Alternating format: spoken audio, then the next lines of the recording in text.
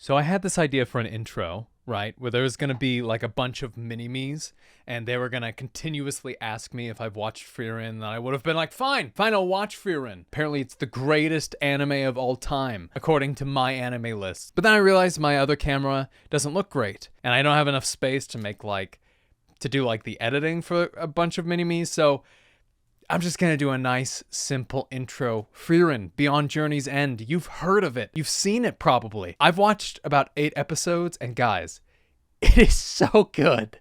It is so good. And here on Manga Theater, we figure out why your favorite manga and anime is so damn good. This is the Frieren, Beyond Journey's End review.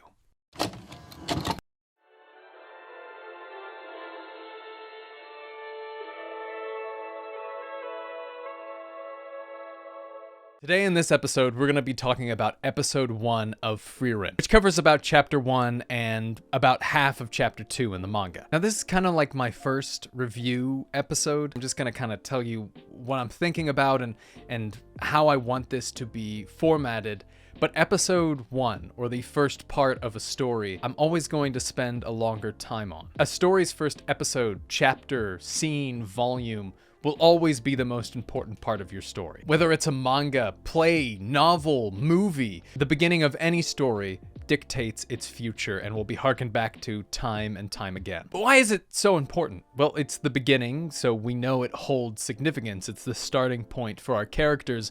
But what is shown within those first moments of a story that becomes so important for us as the audience to understand or see? Well, there are tons of books and tons of videos that discuss this at length. And from the ones that I've seen and the one that I've learned from classes that I've taken or videos that I've seen, I've summarized them simplistically into 4 categories. Now, these categories all have different subcategories that really make it, but this is the simplistic way that I'm kind of describing what to look out for in a beginning portion of a story. The first thing to look out for is the who, which introduces the main character or characters to the audience. The second one is the where, which introduces the world to your audience. The third one is the why. It explains why the main character exists in this world. And I'm going to talk a little bit more about that. A good main character and a good world weave well together. And a good example of that is Luffy. Luffy belongs in the One Piece world, and him and the world just kind of gel together, right? That's just one of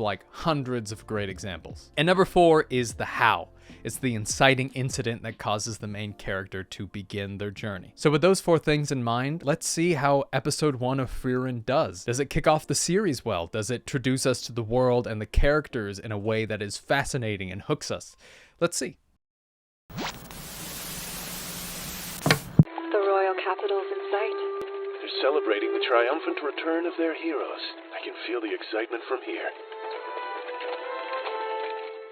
Episode 1 starts off with kind of a somber tone. The hero Himmel, the dwarven warrior Eisen, the priest Heiter, and our main character, the elf mage Frieren, return from a 10-year adventure. In this 10-year adventure, they seemingly have already saved the world. I mean, it mentions that they have defeated the Demon King, which I feel like is a little poke and prod to other fantasy series, because so many final bosses in fantasy series is called the Demon King. One of the best examples is Ganondorf in The Legend of Zelda. So it seems like our adventurers have already taken down the big bad. It's the end of the journey. It's always great when a series goes, hey, this thing is ending, but something else begins. One of my favorite examples of this is Haikyuu with their first chapter, Endings and Beginnings. So the journey has ended. Our heroes have returned to town, and they are being honored and celebrated, and yet the story doesn't quite convey a feeling of triumph. In the first few scenes of the episode, the music is ethereal-like.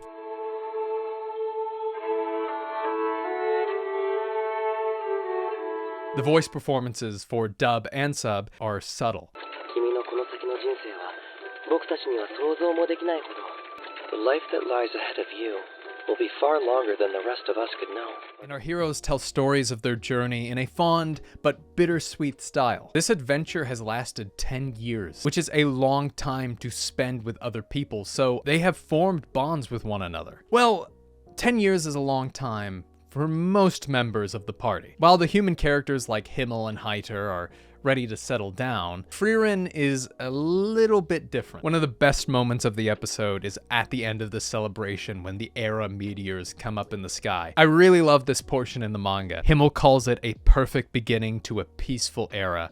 And that's gorgeous. And that manga panel and the anime, mwah, so good. The meteors show up only every 50 years. Frieren then states that it's hard to see in town, and in 50 years, she'll take them to a place where they can see its full glory. And now we begin to see the crux of the true story. 綺麗だな。街中だと見えにくいね。人が感動しているんだ。空気を読みたまえ。 The first of my 4 points that I talked about is the who, introducing who your main character is to the audience. And in Frieren's introduction, 2 things caught my interest. The first is the mentioning of her incredibly long lifespan. Throughout the episode so far, Himmel and the other party members mention it in various different places like this. So it seems that Frieren is an elf, and in this world, elves live to be thousands of years. How long Frieren's been alive, we don't actually know, but we do know that she's been alive long enough to call 10 years a short time. As the story goes on, I'm so curious to see how the aging works fully. It's revealed also that Aizen lives to be a little bit longer because he's a dwarf, and it's hard not to parallel this to Tolkien's world. And in his universe, unless you're a part of the Dunedain like Aragorn is, humans live to be around 80 years old. Dwarves live to be around 250 years old, but elves are immortal and can only die if they have been killed. So I'm curious to see if elves are fully immortal in this story too. I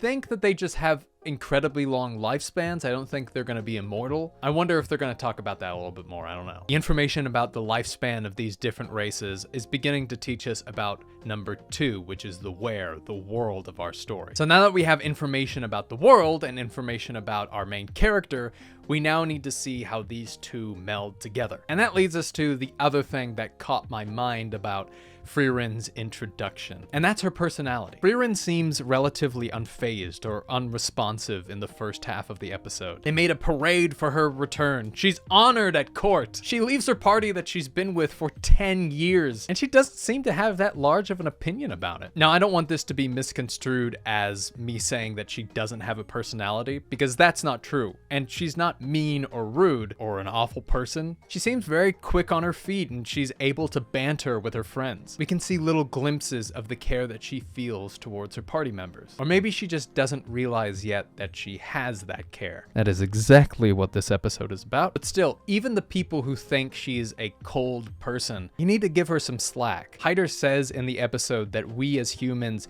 can't even fathom all that she has lived through or seen. 10 years for her is just another day. So her being relatively unfazed at most things makes sense. With all this that we've learned about Frieren's personality and the world that she lives in, we begin to understand why these 2, the world and the person, are perfect for each other. Frieren's lifespan, it's affected how she has seen the world. You know that saying, you don't really know what you have until it's gone?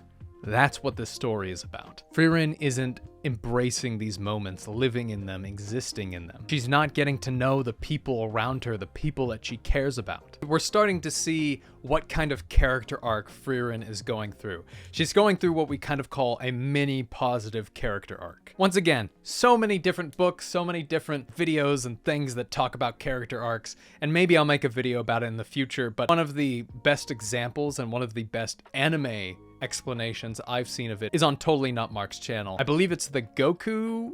It's either the Goku, Vegeta, or Frieza one, because Vegeta's a positive, Goku's a flat, and Frieza's a negative. But you should go watch those videos. Not that Totally Not Mark needs my help, but anyway. In short, a positive character arc starts like this. A character believes in a lie. Then, through events of the story, realizes they've been living in the lie. After that realization, they then go on a journey to fix the lie. Positive character arcs become changed by the world or the people around them, which is different from flat character arcs. Those characters are changing the world and the people around them, rather than vice versa. So we have the first 3 things. We have the who, we have the where, and we have the why. Now we need number 4, the how, which can also be called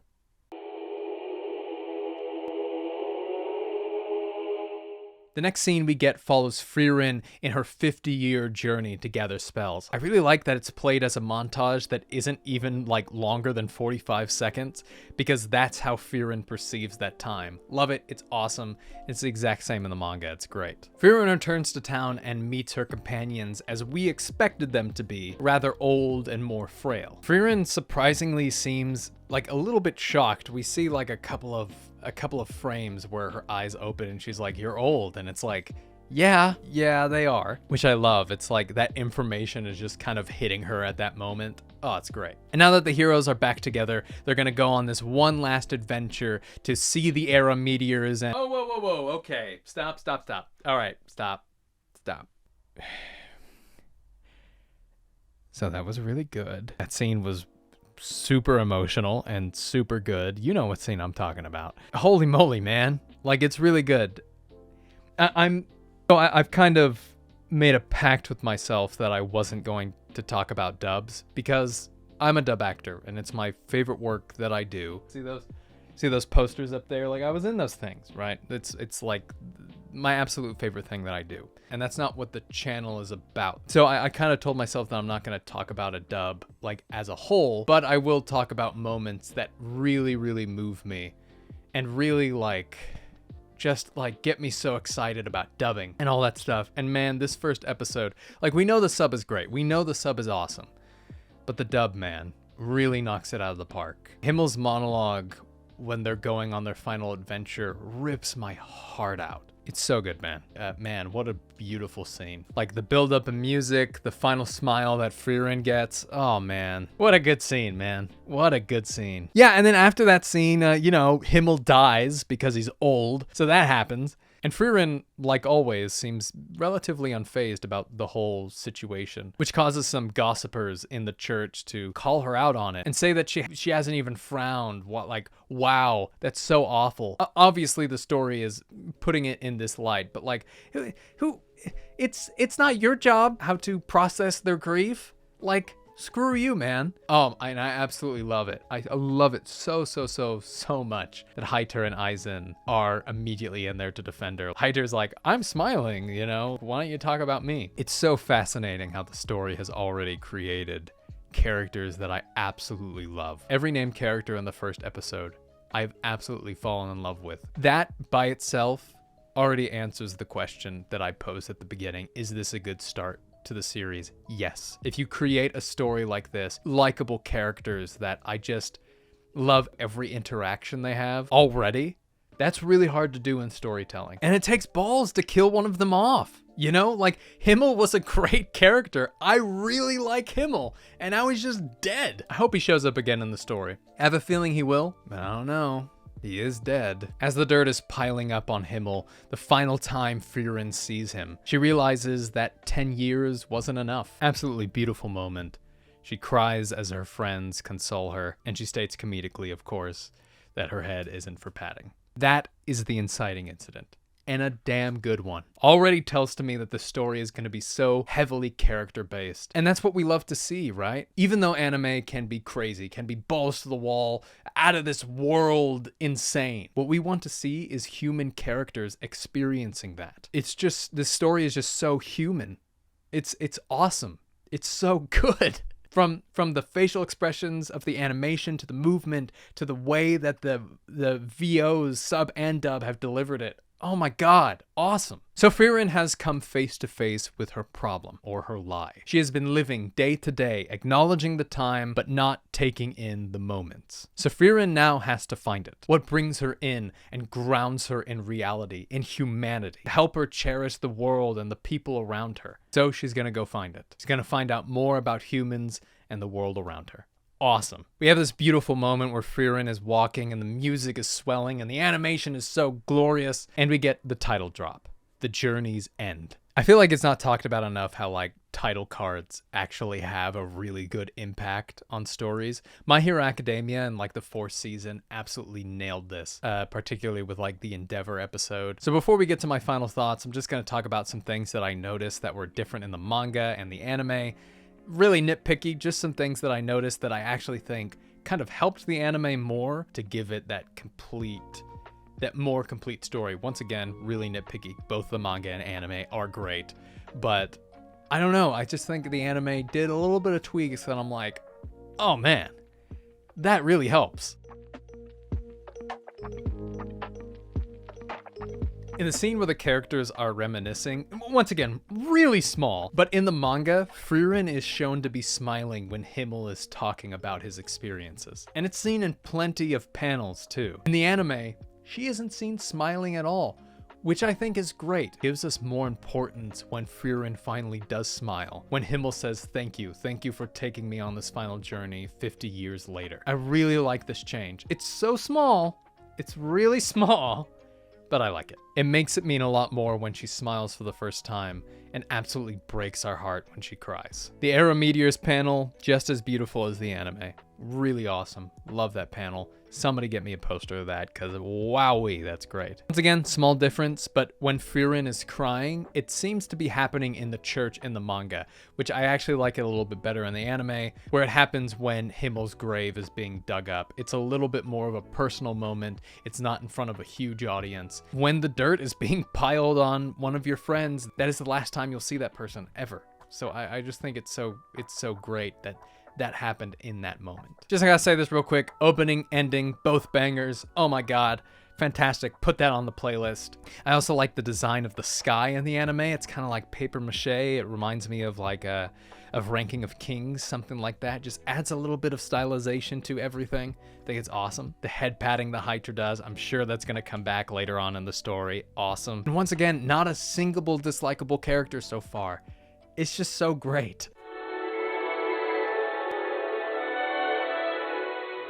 What an absolutely fantastic first episode. A great introduction to Frieren's character, the world, and her purpose within it. You can already tell that the story is going to put a whole emphasis on characterization and relationships and growth, which is just so awesome. I'm interested to see how the story develops and what challenges Frieren and her new gang are going to face. And that's what we'll talk about next time. That's why I didn't talk about the end of the episode. There's about 5 minutes towards the end that I didn't talk about episode 1, because I can tell that Fern is gonna be an important part about episode 2 and beyond, so I'm kind of just going to save that for the next episode. And I'm pretty sure this video is already pretty long, so I'll just save that for next time. Thank you guys so much for watching. If you enjoy this content, please hit like and subscribe. Check out my other channel, The Shonen Junkies, which I run with my good friend Edgar. There we talk about all the anime and manga news surrounding the space, with a few reactions and other silly videos mixed in. I'll see you guys next week. Next week is not going to be a Frieren video. We're gonna take a little bit of a break from Frieren so that I can catch up on a few episodes,